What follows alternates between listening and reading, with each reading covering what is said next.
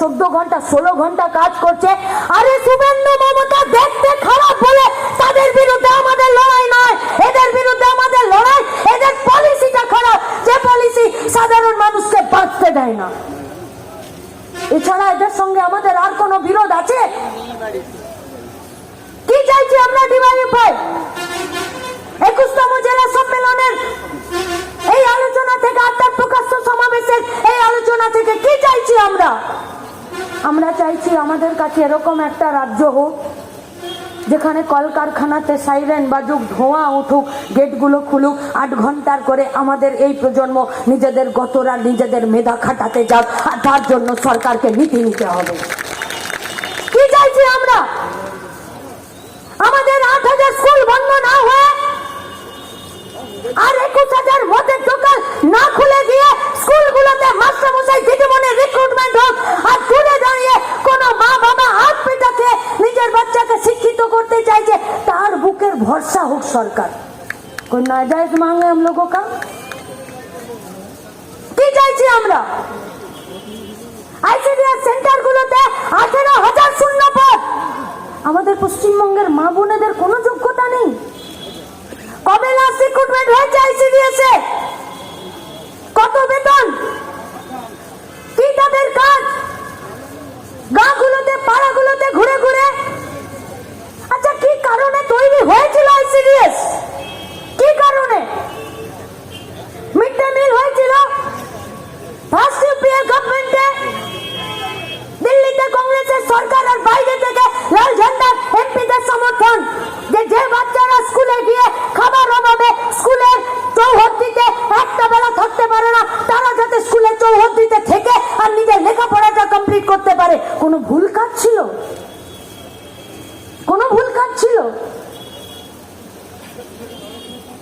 আর তার নিচের বাচ্চাগুলো প্রি প্রাইমারিতে তারা যাতে স্কুলগুলোতে ভর্তি হতে পারে তার জন্য তো আইসিডিএস। পোয়াতি মাগুলোর পেটে বাচ্চাগুলো যাতে সুস্থ থাকে, শরীরে রক্ত যাতে ঠিক থাকে, তাদের ভাতের থালাতে যাতে একটা ডিম সেদ্ধ, কিছুটা সয়াবিন, কিছুটা মুসুরির ডাল পৌঁছায়, তার জন্য তো আইসিডিএস। এই তো কাছে উত্তর দক্ষিণ দুটো বিজেপির এমএলএ আছে, আছে না? আছে তো দুটো বিজেপির এমএলএ।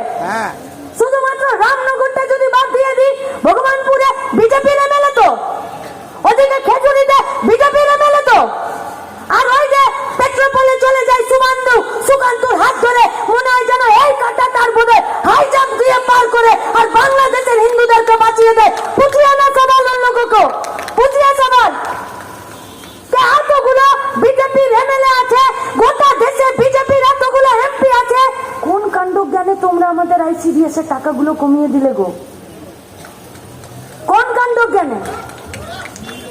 কেন কমালে? দাও জবাব। তখন একটা গেরুয়া গলায় ধারণ করে নিয়ে আর কপালে টিক নিয়ে আর বিরাট বড় একটা কীর্তনের সে লাফানো আর ঝাপানো করছে।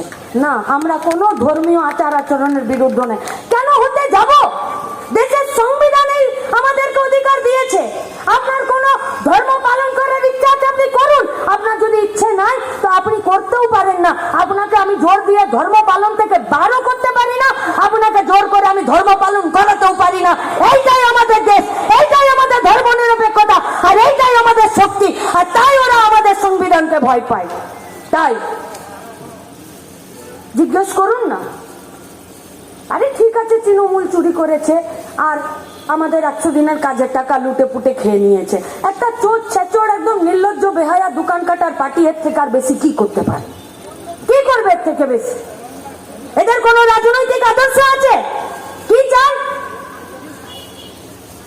কটা দিল্লির পার্লামেন্টে দেশকে এক রাখার জন্য এদের এমএলএরা, এদের এমপিরা কটা জায়গাতে ভোট দিতে যায়?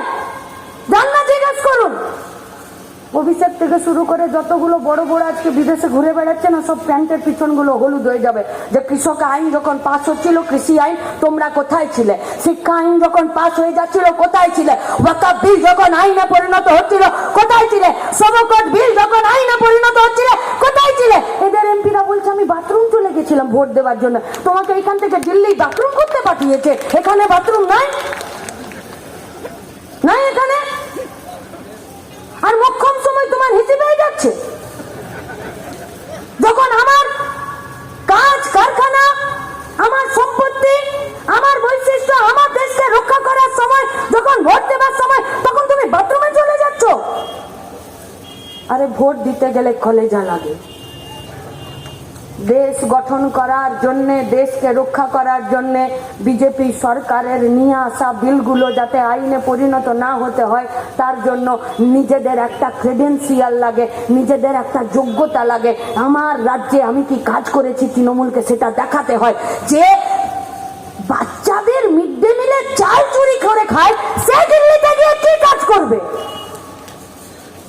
যার নেতৃত্বে গোটা পশ্চিমবঙ্গের জেলখানাগুলোতে 196 জন মহিলা যারা জেল খাচ্ছে, তারা জেলের ভিতরে পোয়াতে হয়ে যাচ্ছে, এরা বলবে যে আমরা গোটা দেশের হয়ে কথা বলবো? এরা বলবে? 8,000 স্কুলের গেটে তালা লাগিয়ে দিয়ে 22,000 মদের দোকান খুলে দিয়েছে, এই তৃণমূল বলবে যে আমি দেশকে রক্ষা করব? তুমি বিজেপির সাথে লড়ে যাবে? আরে লোককে কেউ যদি জিজ্ঞেস করছে না যে তুমি কিসে চাকরি করো গো, তো বলছে আমি স্কুলে মাস্টারি করি। পরের প্রশ্নটা আর কাউকে করতে হচ্ছে না, বলছে আমি বামেদের সময় চাকরি পেয়েছি, আমার দিকে ওইভাবে তাকাবে না।